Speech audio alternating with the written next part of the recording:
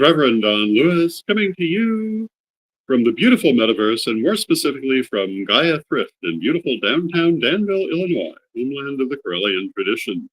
And this is Midday with Reverend Don. Welcome. And today is Thursday. I hope you're having a lovely Thursday.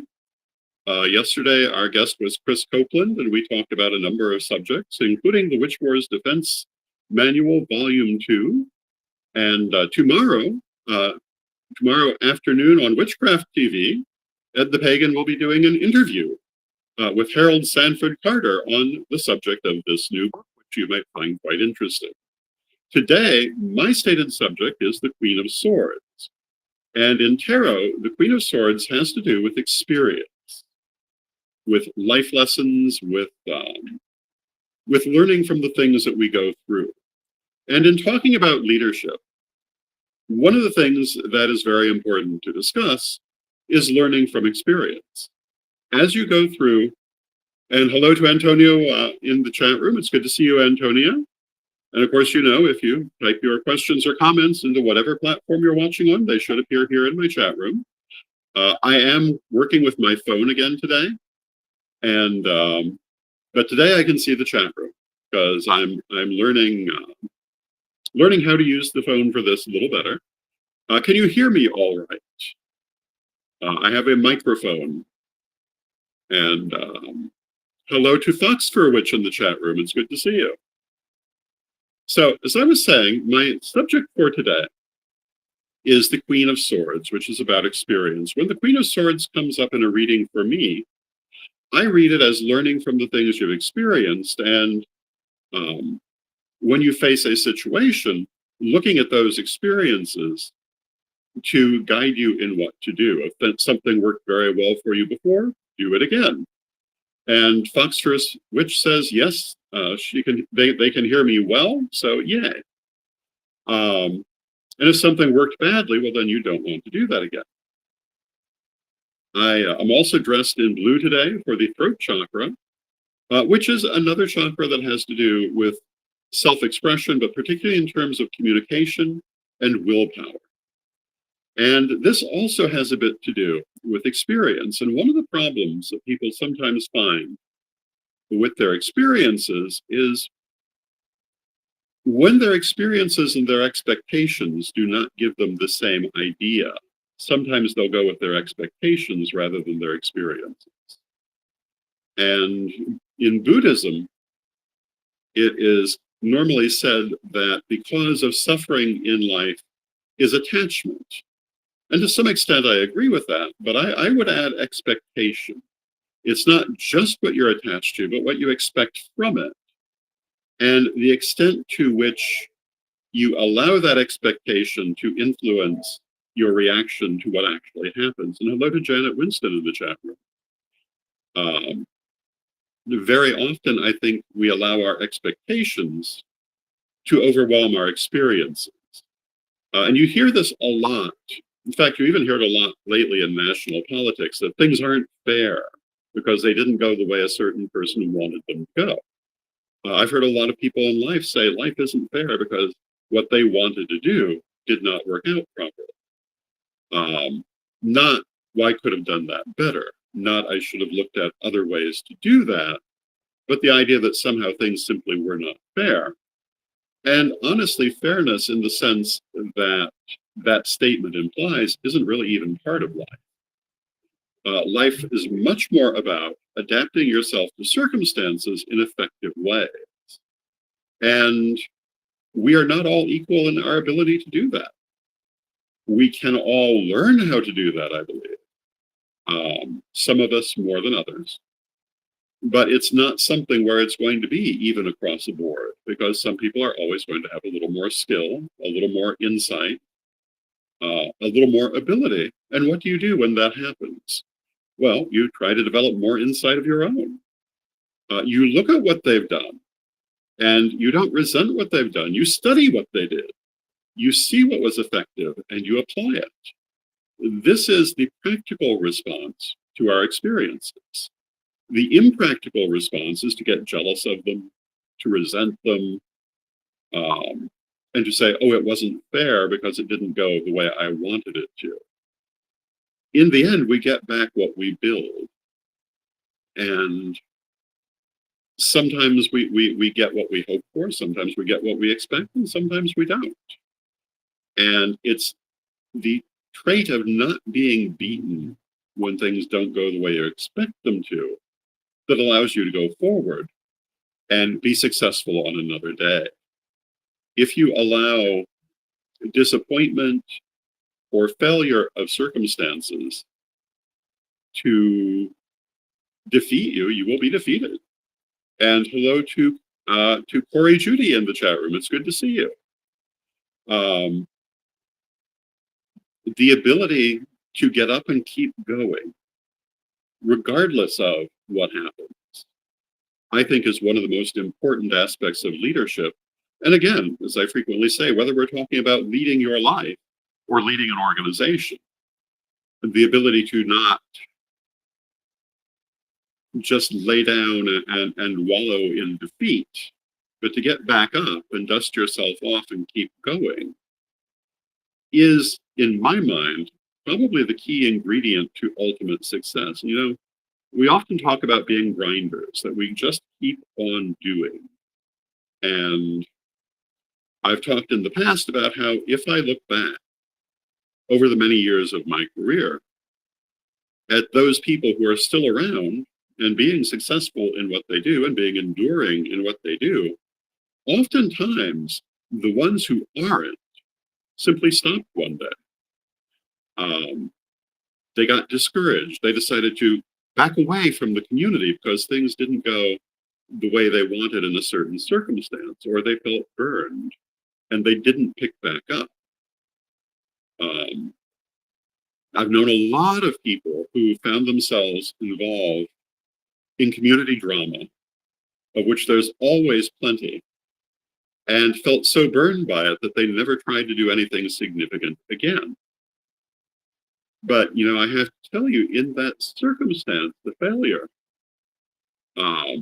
is on the part of the person not trying again, not the fact that it didn't go well the first time. There are always going to be failures. There are always going to be dramas. And it's what you do with that that matters. And that's what the Queen of Swords card is about. And it's also, to some extent, what the throat chakra is about in the sense of dealing with willpower, and particularly spiritual will. It's that ability to use this in a practical way rather than an impractical way that may trip you up. So often, I see people who have very strong will, but they use it in ways that actually holds them back by being unwilling to change their mind, by being unwilling to try new things. One of the things I've noticed in the pagan community, but I'd say it's true across the board, is people often have a very hard time reassessing something once they've decided that it's true. But just because something seemed like it was true once doesn't always mean that it is. You have to be willing to reassess. You also have to bear in mind conditions change. What was true yesterday may not still be true today, at least not in the same way. And your mind must be flexible enough to adjust to that change. And to me, this is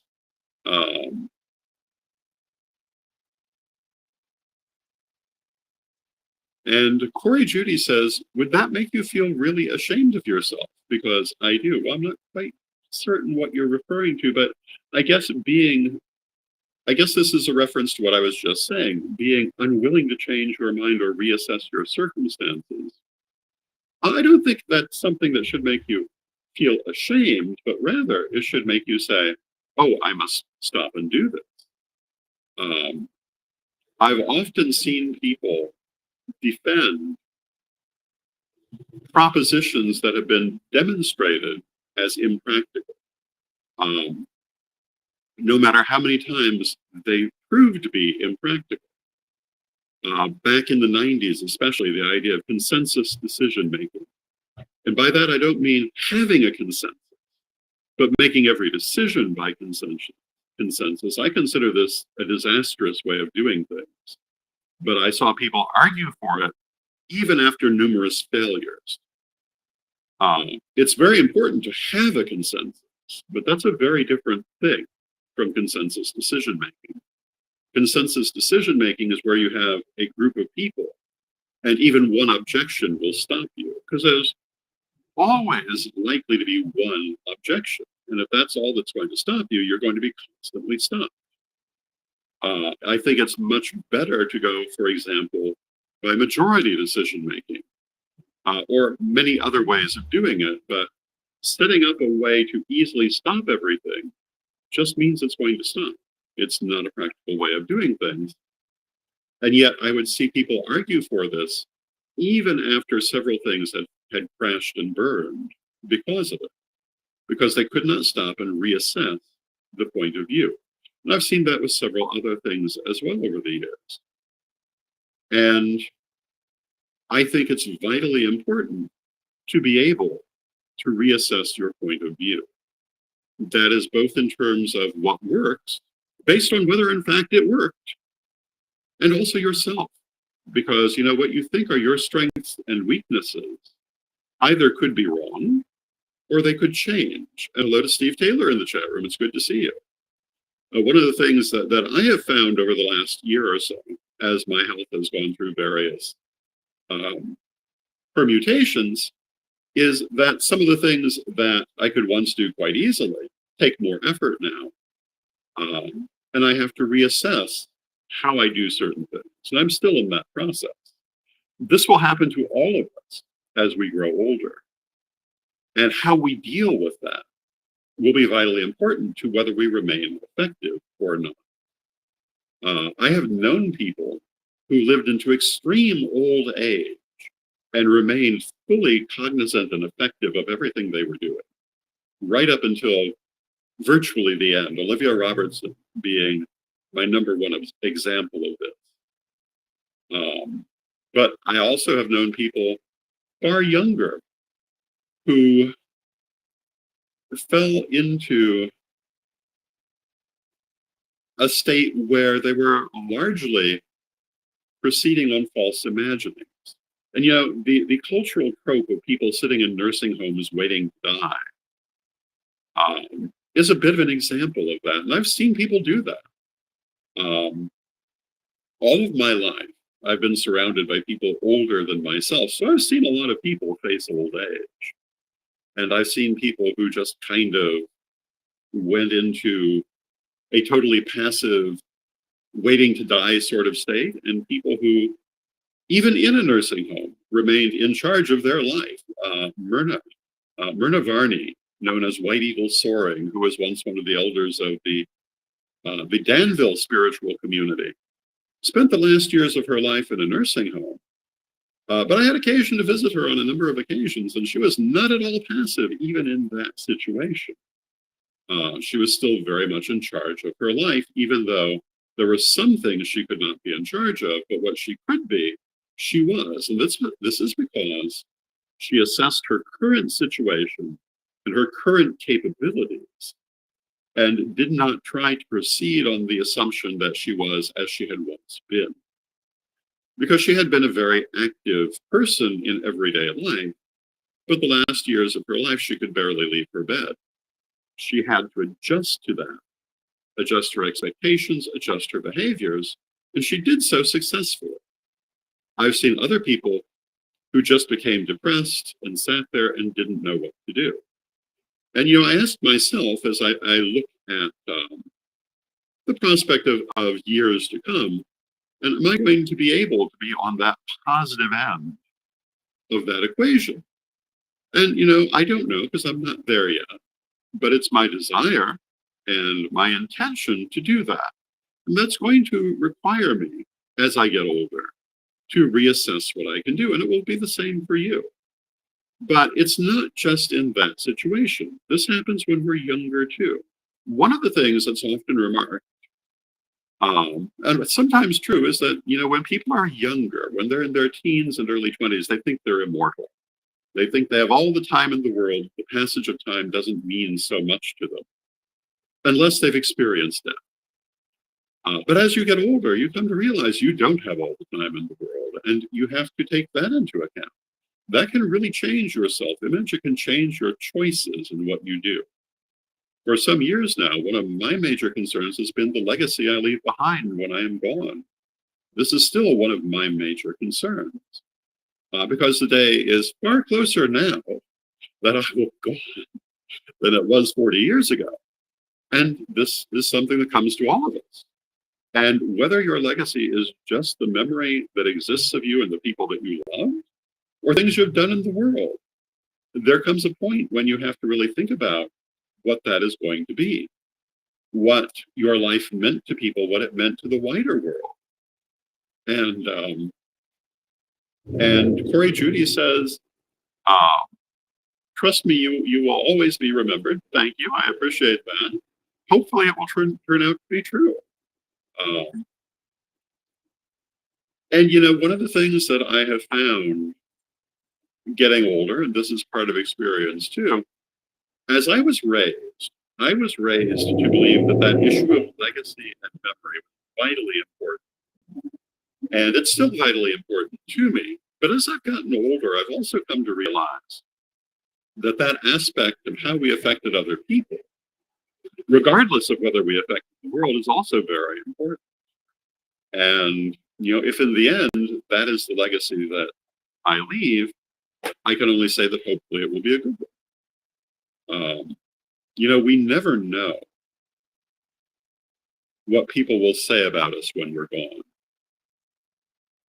Sometimes we can have an idea, but so many things can affect it. And hello to Nikki Dodd in the chat room. It's good to see you. And on one hand, we can't just live for that, but also when we're in a position of leadership, we must consider it, not just because of how we want to be remembered when we're gone and the things that we have done, we want to see them continue, but also the organizations that we are working with, we want to see them be able to continue. We want to hope that we have enriched them as they go forward. And these are all parts of reassessing constantly who we are, what we do, and fine-tuning what that legacy will be, what our life has meant, what it will mean. And in many ways, I think that's my message for you today. Now, I want to take a moment and play our message from our sponsor for today. And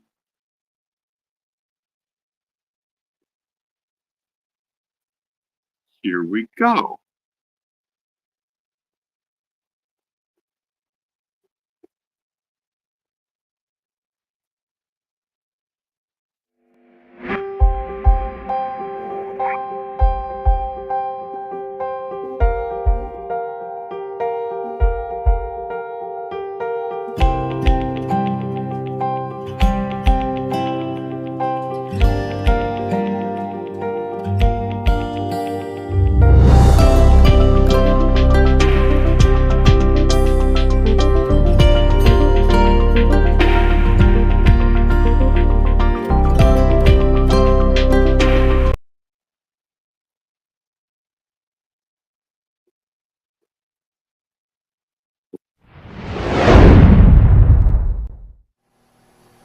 Hello, this is Rev Don Lewis coming to you from beautiful Chicago.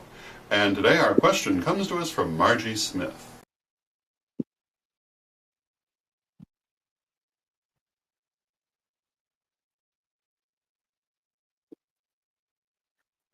Okay, that is not our sponsor.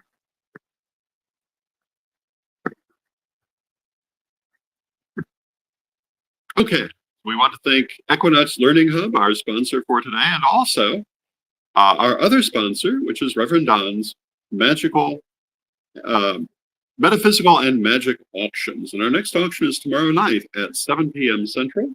And I hope that you will join us for that at whatnot.com. You can find the link on my Facebook page and most of our platforms.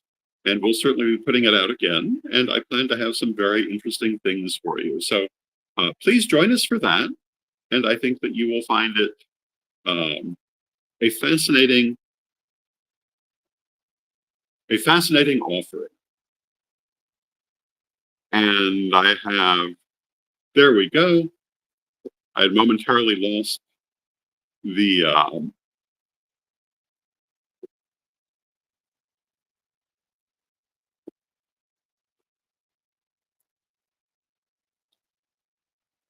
um, using the phone is an interesting experience because I'm not as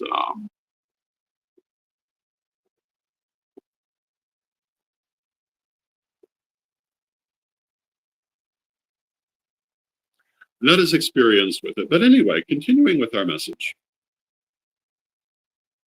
When we look at the Queen of Swords, we're looking at experience. And it's important for us to look at our experiences. And again, there are many people who, if their experiences go against their expectations, will continue with the same expectation. And this is not a successful way of doing things.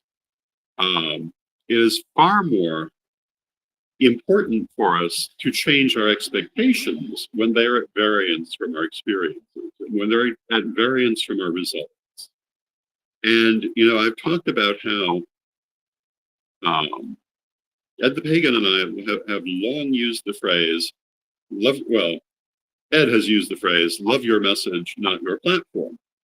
And that's basically the same message, that what you need to be focused on is not your expectation, but your outcome.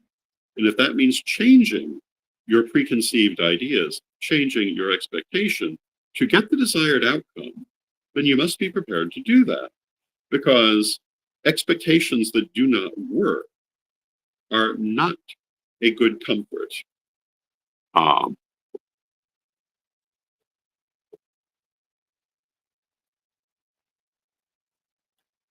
And I'm looking at comments.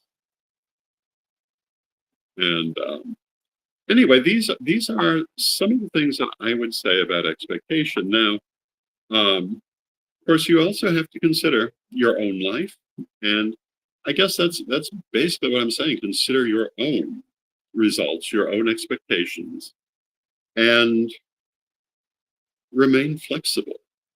I've often talked about how much of my career felt like I was on a surfboard, constantly reacting to the waves of the ocean. And I think this is how life is. The ocean may move in any number of ways, and you don't necessarily know before it moves. You can anticipate, you can predict, you can look for guidance for how the ocean is going to move. But in the moment, all you know is that it's moving, and you have to stay on top of it. And this requires paying attention to those experiences and being flexible enough to make the changes you need in the moment that you need them. Now, we're all human. I'm human. And I certainly have not always well applied this advice. And I'm sure that no one listening will always apply it well.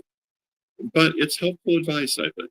And being able to maintain your position, no matter how the ground shifts under you, is one of the more important things of being in a position of leadership. And part of what that means is that you have to have an idea of what you want, you have to have an idea of where you're going, but it has to be a flexible enough idea that when the surface under you changes, that your ideas can change also, your techniques can change also, your strategies can change also, because things will constantly change. They will move under your feet, they will move around you, people will do things you don't expect. Sometimes people you think you know really well will do things you don't expect. Sometimes they're doing this maliciously, sometimes they're doing it completely innocently. And sometimes you were wrong for expecting the wrong thing. But you don't know that until you get there. But you have to be able to deal with those unexpected activities. You have to be able to deal with those new conditions. And that is very much part of applying the Queen of Swords in life. And I'm wondering if this format of choosing certain tarot cards and talking about their particular strengths is something that people have enjoyed. But it certainly is something that I found useful for the things I wanted to talk about this week. There are many things coming up. We're heading into October. And, that is always the big season for the witch community. And lots of things will be coming in October. And I'm certainly hopeful that you will continue to be with me through that month. And I will be having a certain amount of traveling during that time. Among other things, I will be at Nashville, Tennessee Pagan Pride. And if you're in that area, I hope you'll come out and see me in early October. And there will be a lovely time ahead. I have gone to Nashville Pagan Pride for several years now, and I always find it a lovely time. One of the things that I have greatly enjoyed over the years is going to different Pagan Pride celebrations. And things like the St. Louis Pagan Picnic, the Jacksonville Pagan Pride, the Nashville Pagan Pride, the Chicago Pagan Pride, I find to be wonderful experiences, wonderful things to do. And if there's a Pagan Pride in your area, I strongly recommend that you go to it. And I think that you'll be glad that you did. And once again, I want to remind you that tomorrow night I will be doing my next metaphysical and magic auction. And if you have not already joined Whatnot, you can find a coupon on my Facebook page that you can use to join Whatnot and get 15 free credit dollars to spend in the auction. And hello to Sean Shed Quintus, who says, "Come to Gainesville, Florida. We'd love to have you." Well, we'll have to see what can be done. And that would be quite enjoyable. And with that, I see we've come to the end of our half hour. So let us close with our prayer, as we always do. Divine Mother Goddess, Divine Father God, beloved ancestors, we thank you for everything that you do for us in our lives, and we rejoice in this walk that we walk together. We ask you to help us to positively apply the experiences that we have in life, and to always be flexible enough to use the things that we learn to move forward in positive ways. Beloved Mother Goddess, beloved Father God, beloved ancestors, we thank you with great thanks and love, and knowing you are always with us. Still from respect, we thank you for your presence, and may you be blessed now and always. And I thank you for your presence, may you be blessed now and always, and I will see you again tomorrow.